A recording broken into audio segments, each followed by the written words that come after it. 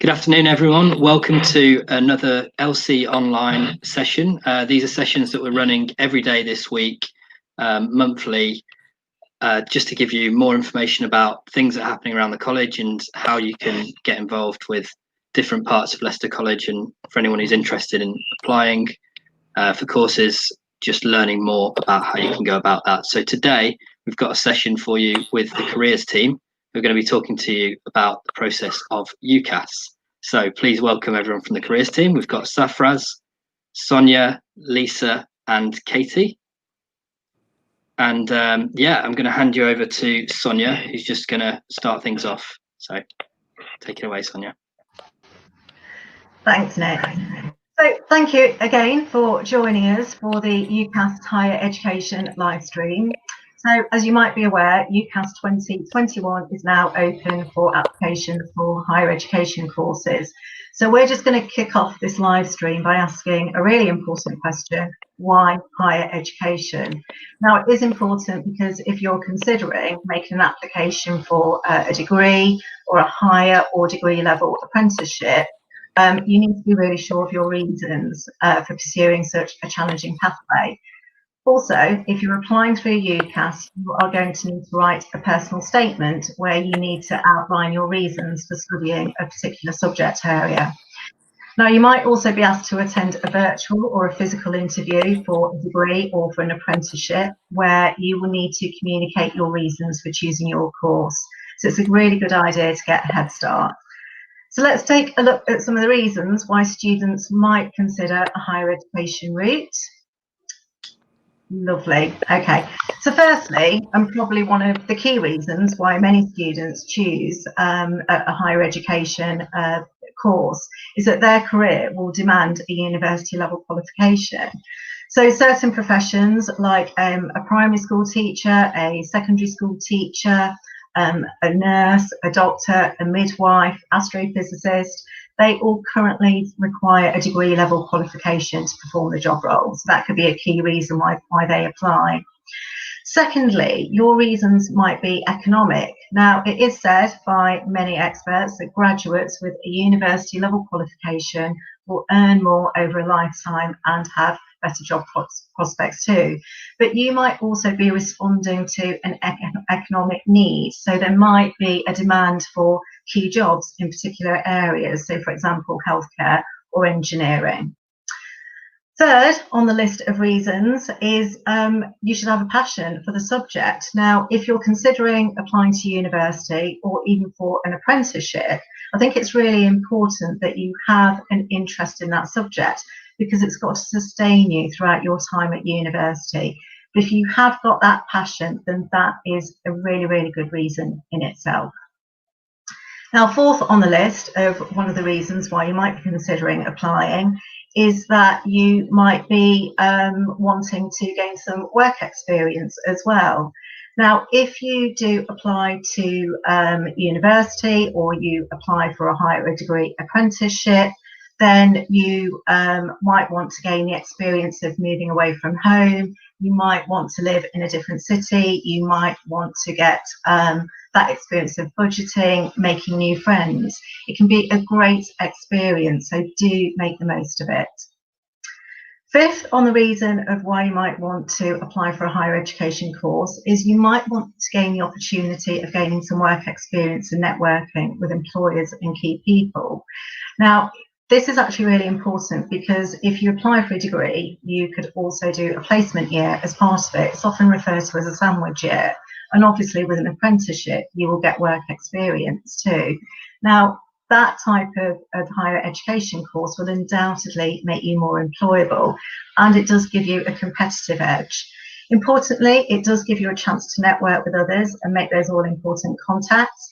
And it's a really good idea to make use of those contacts as well, because very often it's who you know that can help progress you up that career ladder. Okay, another important reason for going to university is that it helps you to build your confidence and your transferable skills. Certainly, you can help to increase your confidence.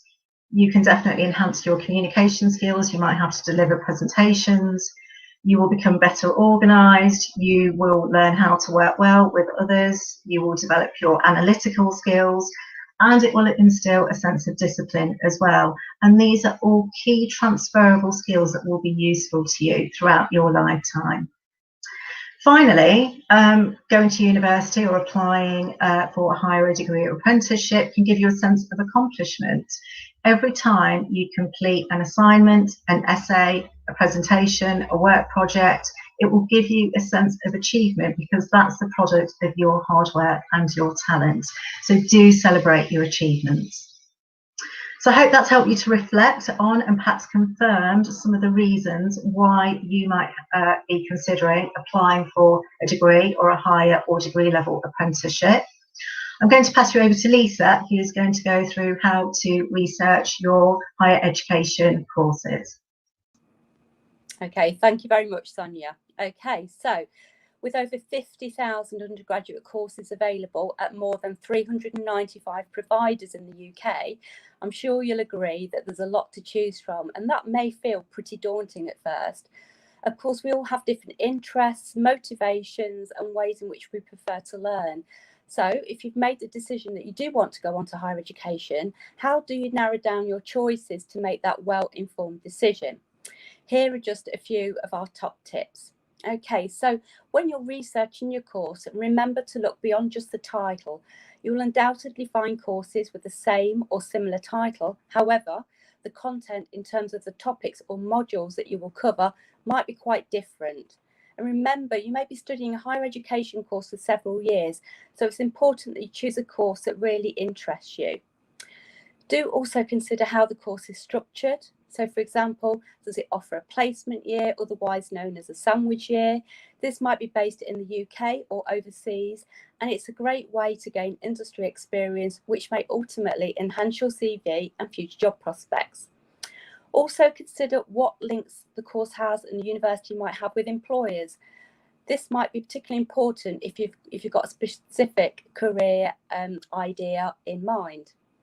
Now, as well as single study options, you could mix your studies across two separate courses. So, for example, a joint honours or combined honours degree. And for more information about the different study options, have a look at www.ucas.com because it's packed full of really useful advice and videos.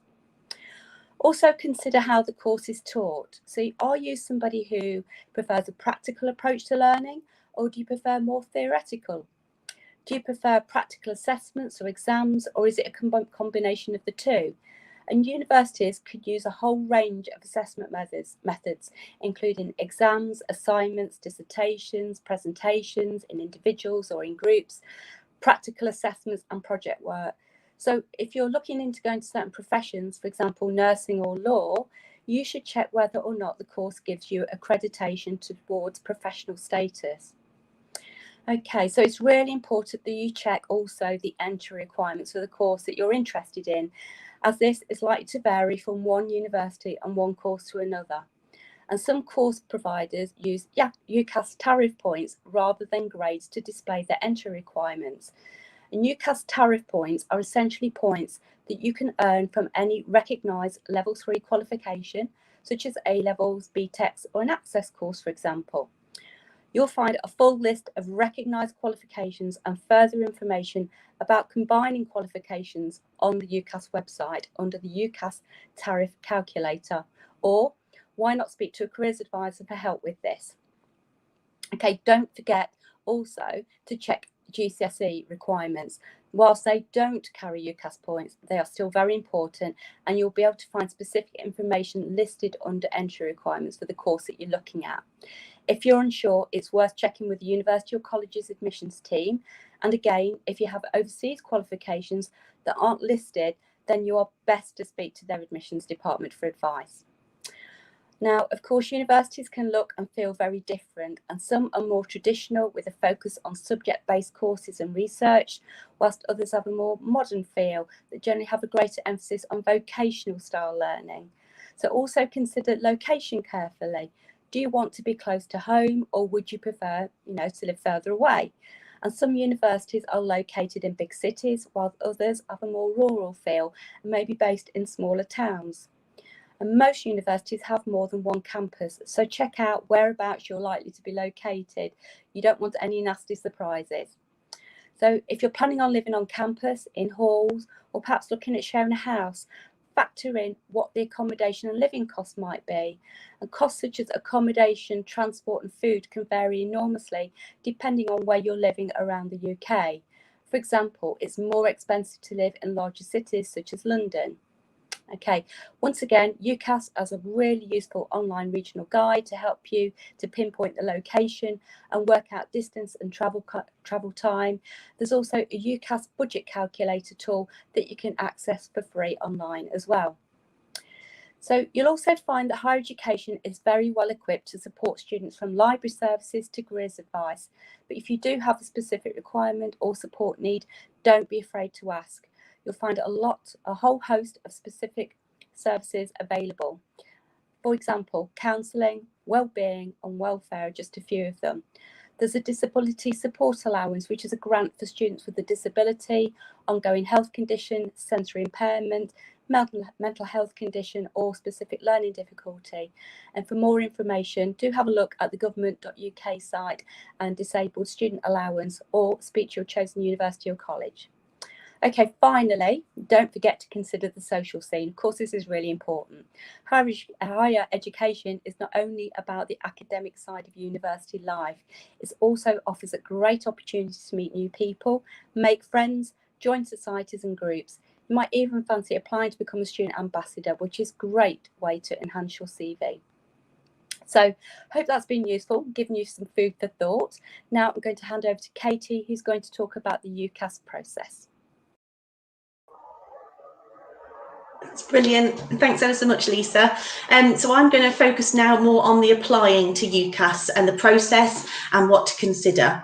So at this point, it's good to mention there are various UCAS application systems. However, for our session today, we are focusing on the undergraduate application process. So all applications to UK universities and colleges for full-time courses are made through UCAS and their online system called Apply. So you will need to register for your Apply account on UCAS by first entering some personal details. You'll be given a username by UCAS and you will create your own password.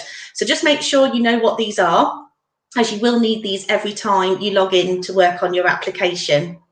If you're applying through your school or college, you'll need to enter the buzzword they have provided you with to complete your registration.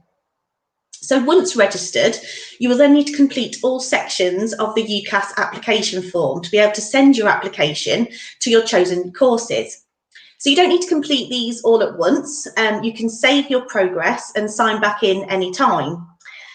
Universities will pay close attention, like Lisa said, to your qualifications. So it's really important that these are entered correctly, as well as the content of your personal statement. So your statement should really demonstrate your enthusiasm and knowledge of your chosen course, your motivation to want to continue studying at higher education level, and demonstrate the relevant skills you have to enable you to succeed at university. So once you've completed your all-important research, as Lisa has advised, and you've decided on the course and where you want to apply, you will need to submit your application to UCAS. So if you are applying through a school or college, your application will be sent to your tutor first to add their reference for you. So the school or college will then send your application to UCAS on your behalf. So it's really important that you're clear about what deadline you need to submit your application by. Now, there are deadlines set by UCAS, which I'll cover in a moment.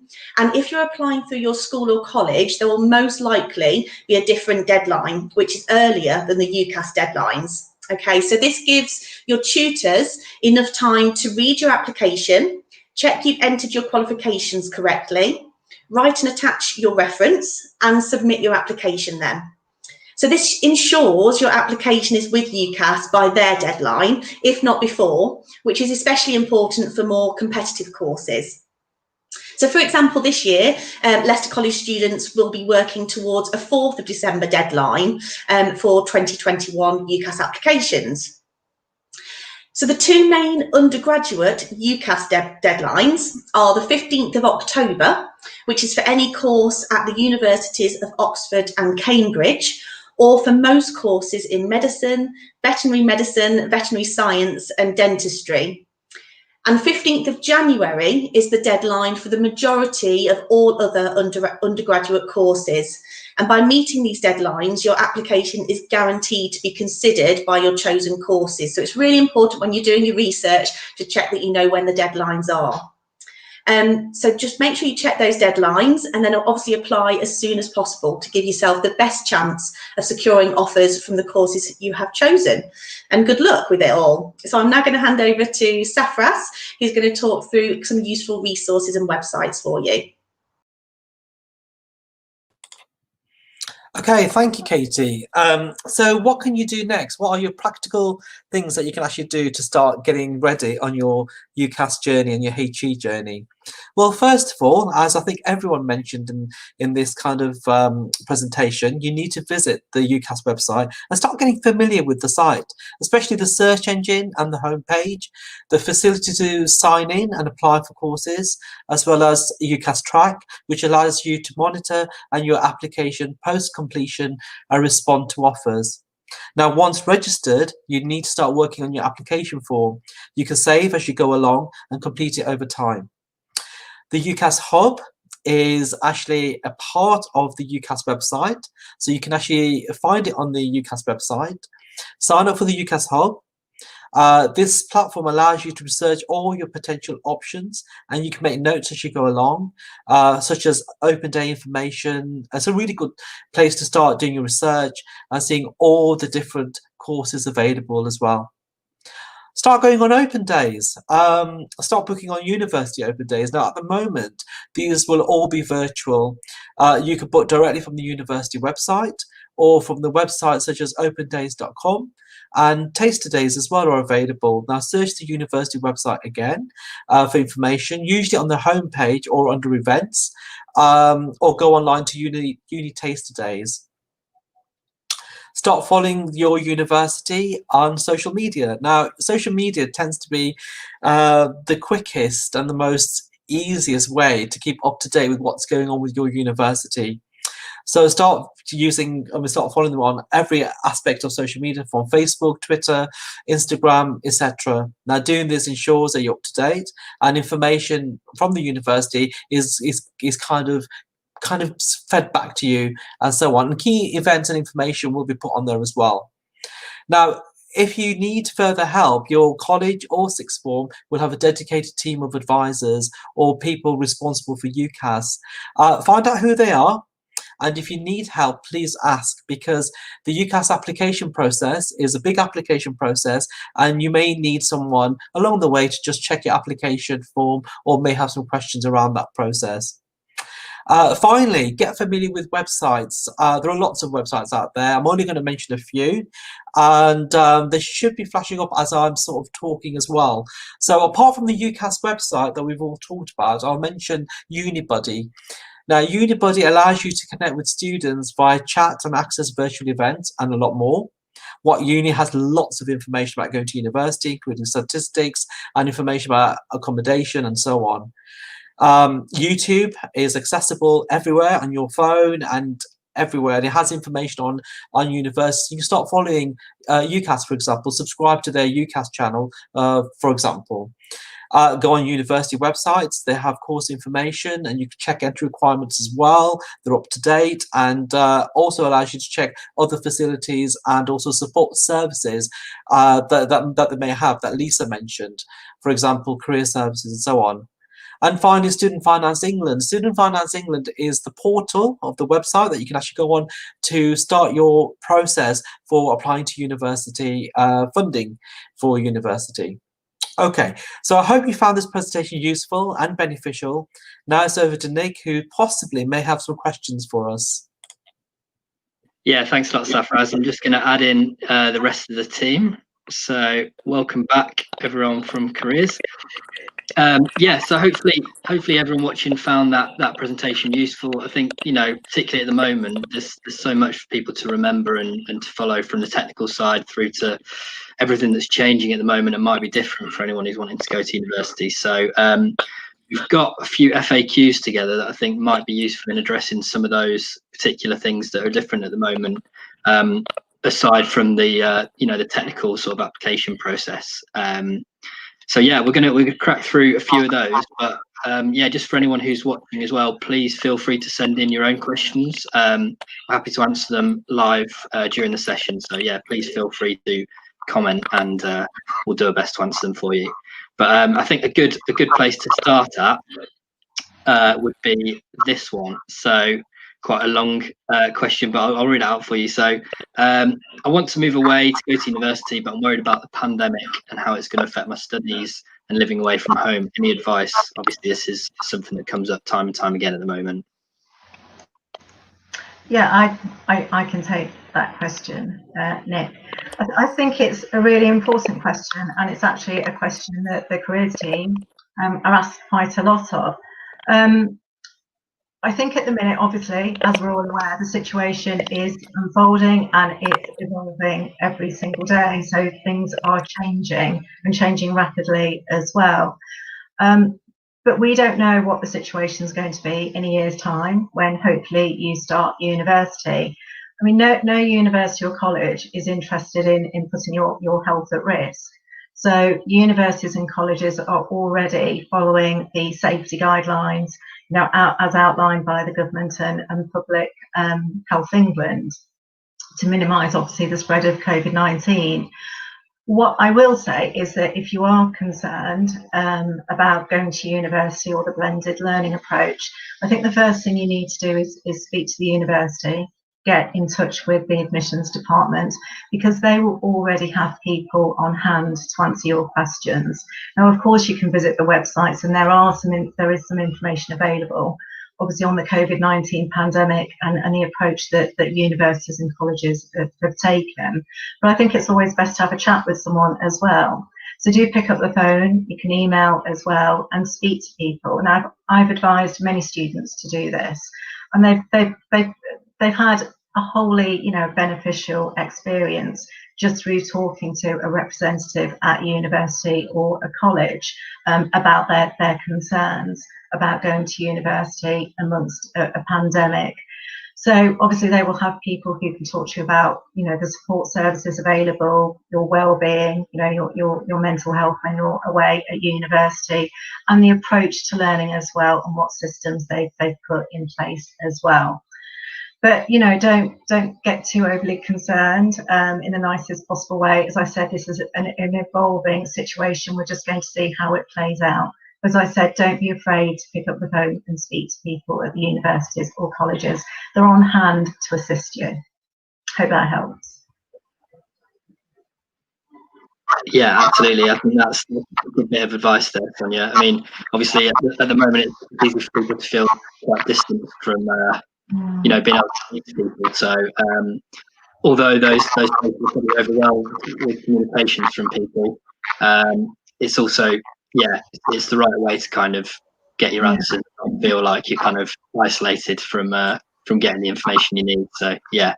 Definitely. If I could just add in as well there, Nick, just for a second. I think, just building on what Sonia's saying, I know that I've been speaking to quite a few students, obviously concerned about starting university this year, and obviously I know we're talking about next year in this session. And I suppose from speaking to students, it's obviously a very individual situation, isn't it, as to whether, you do decide to go to university, especially this year. So I just probably would say, it's very individual on your own kind of learning style and what you're going to be comfortable with at the university. And it's important for you as a learner, as somebody who's kind of maybe going into this, to reflect on perhaps how you like to learn, what you want to be surrounded by, especially if you're thinking about moving away. Cost will come into that as well. So I think a big reflection task will have to kind of go on first before then you feel that you could, be sustainable by yourself, when there is going to be more independent learning, even more independent learning required of you at university. So just some reflection, and obviously taking into consideration your individual kind of circumstances, but definitely reach out to the universities, like Sonia's been saying as well. Yeah, definitely. I think that's a good point. Just going to run through a few more of these questions then, because I'm just aware that we haven't got that long left. But yeah, as I said earlier, please do feel free to submit your questions if anyone's listening online, we'll be happy to try and answer them for you. So the next question we've got is about applying for next year. So if I wanted to apply to university to start a degree in 2021, but I'm not at college currently, can I still apply? Yeah, I can take that one, Nick. Yeah. Yeah, so absolutely, yes, you can definitely still apply. So when I was going through the process of actually registering on UCAS, when you do that, you can either apply as an independent applicant or through a school or college. So if you did previously study at the college, at Leicester College, for example, and would still like your tutor to provide a reference for you, it is really best to link your application, and you can still do that, so that you can receive then the maximum support with your application. And every year we have lots of ex-students contacting us for support with UCAS, their personal statement, because they've obviously now decided they want to apply after having maybe that year out. So it's quite typical for that to happen. So yes, absolutely, you can still apply. Hope that helps. Okay, yeah, brilliant.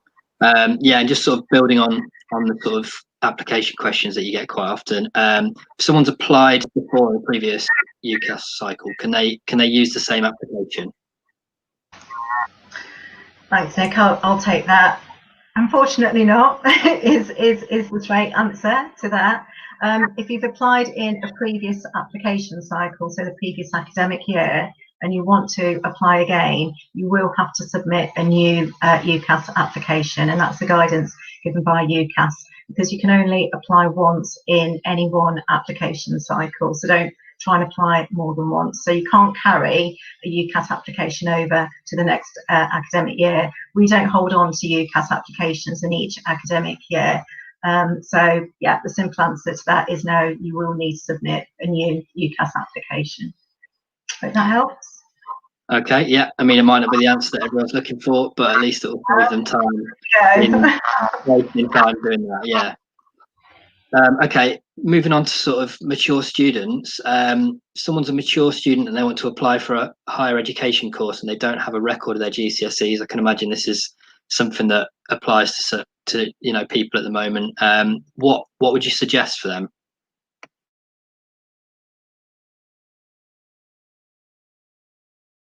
Okay, so yeah, this is quite common.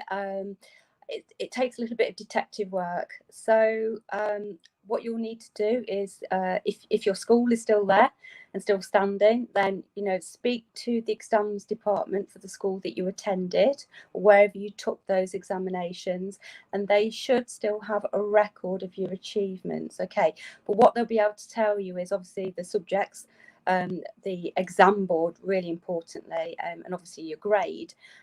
If you're fortunate enough that they've still got your certificates, that's great, go and grab them.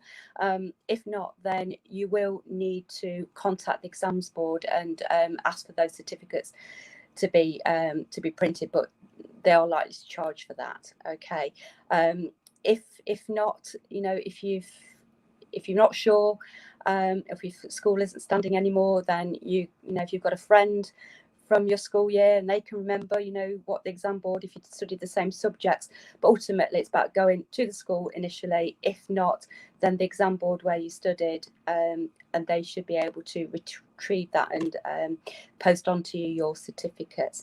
If none of that, you can source that information, then you'll need to go back to your higher education, so university or college, the admissions department, and just explain the situation, and they will be able to talk to you about the next steps.